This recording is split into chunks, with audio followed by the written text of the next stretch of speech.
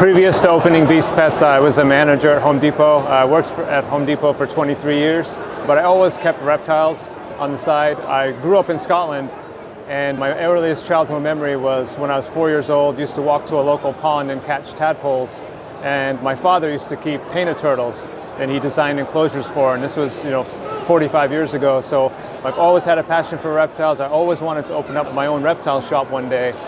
And that was a dream of mine, but I found myself at Home Depot and kept advancing and got to a point where I didn't think I could leave Home Depot and make the same kind of income that I was making.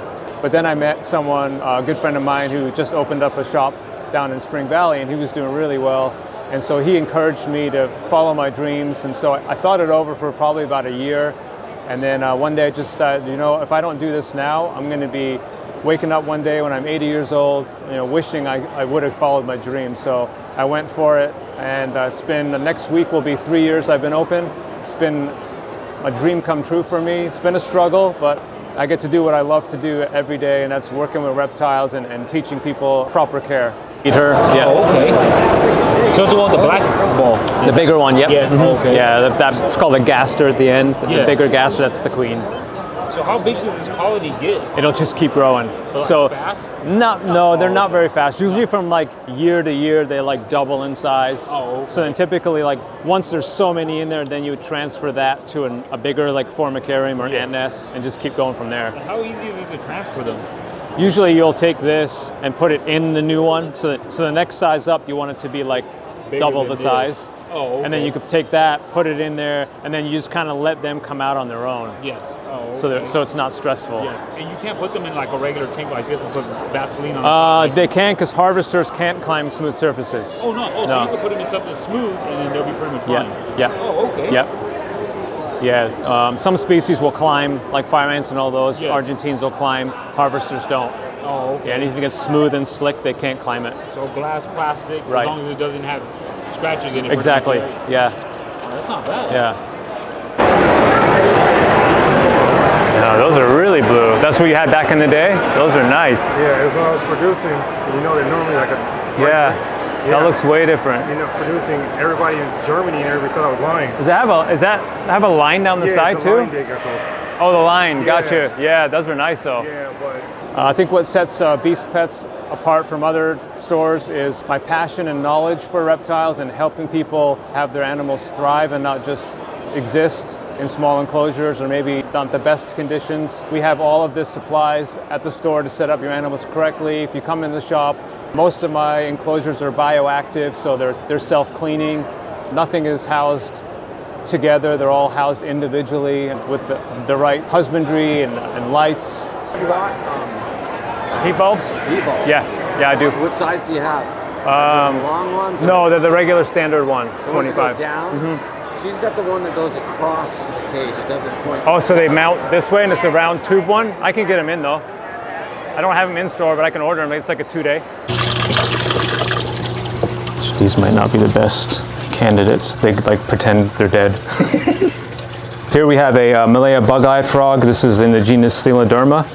These are nocturnal frogs, but they will sleep out in the open during the day because of their cryptic coloration. So master of disguise. They're eating small insects. Incredible camouflage on these guys. I'll show you another Theleoderma species, also looks like moss.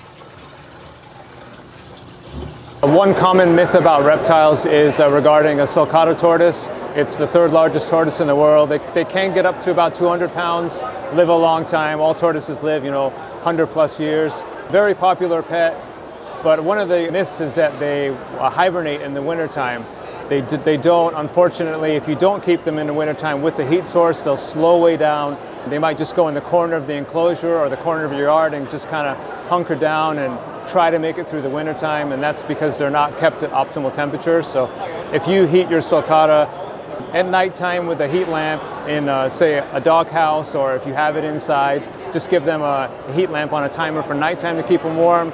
They won't brumate or slow down, and they'll continue to grow and thrive year-round. Another misconception regarding sulcatas is that they'll dig. So a lot of people would love to have one, but they don't want them digging these big holes in the yard that they might see, at their friends or neighbors' houses. And the reason they're doing that is because they don't have a secure place to go at night to keep them away from predators or to stay warm. So they're trying to do that to get away from predators at night and hopefully find some warmth underground. So I've got about 8 of them at home. Some of them are over 100 pounds and none of them have ever dug in the yard. And that's because they have either a doghouse or some type of big hut I built that's got a heat lamp in there that comes on for nighttime only to keep them warm. They'll go in their huts at night to sleep, and then they're protected from predators and they won't dig in the yard.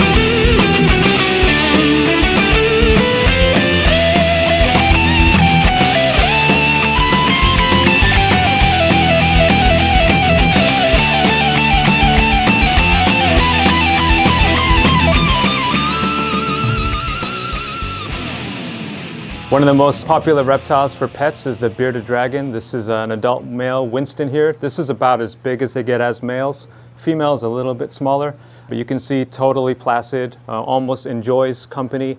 #1 pet for families, especially children. They live about 12 years. They're native to Australia, so originally imported from Australia many years ago. Now all the ones we find are bred in captivity. Can't take animals out of Australia anymore, they're all protected. Diet for these guys, they're omnivores, so they'll eat leafy green vegetables such as collard greens, dandelion greens, mustard greens, kale every now and then, and insects for protein. And up to a year old, they're gonna eat vegetables every day and insects. About a year mark, they're technically adults. They transition mainly to vegetables, and then protein such as crickets, black soldier fly larvae, superworms would be every 2 to 3 days maybe, so primarily vegetarian.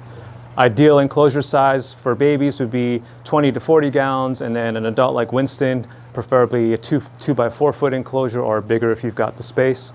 A lot of customers come in with their beardeds, sitting on their shoulder. Kids will come in, they'll sit on the desks, do homework with them, but very interactive. Ideal temperature for these guys is going to be a basking spot on one side of the enclosure up to 105 degrees. Being a daytime basking lizard, they also require UVB light, preferably a long tube UVB at 12% if you're in a 20 gallon or smaller. And then for the bigger enclosures, 14% UVB. We recommend Arcadia brand for that.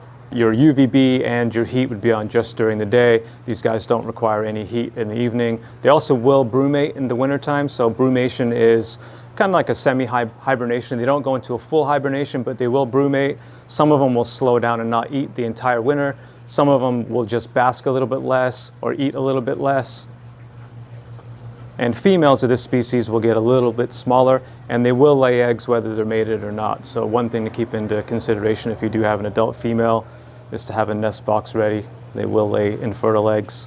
#1 pet for interaction with families, that's the bearded dragon. There's Winston. Winston. There's another frog in the genus Theleoderma. This one is the Vietnamese mossy frog. So this one was just in the water, so he's dark to blend in. When they're on land, they're much lighter, looking like moss. But these guys are from higher elevation in Vietnam, so they appreciate cooler temps, no heat, low level UVB, and then as soon as the lights cut out, they'll wake up and start hunting. Really cool frog species. Here at Beast Pets, we've got a couple different toad species. This is our ambassador here. This is a giant Asian toad. This is Wallace. He's a male. Females will get quite a bit bigger than this. But again, being an amphibian, these guys are nocturnal. Just woke him up from his nap. But these guys are going to consume any insects they can fit in their mouths. So dubias, earthworms, crickets, black soldier fly larvae.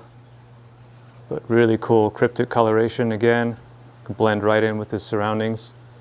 This is the giant Asian toad.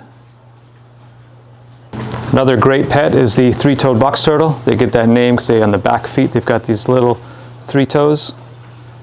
And they call these guys a box turtle because when they get threatened or scared out in the wild, they can actually close up both sides of the shell, tuck their heads and their arms in, and predators cannot get in there.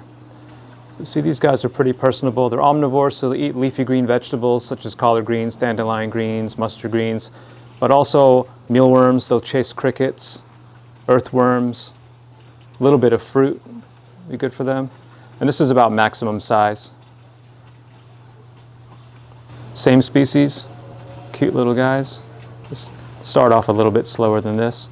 And box turtles can live, like similar to most turtles and tortoises, 70 plus years. That is your three-toed box turtle.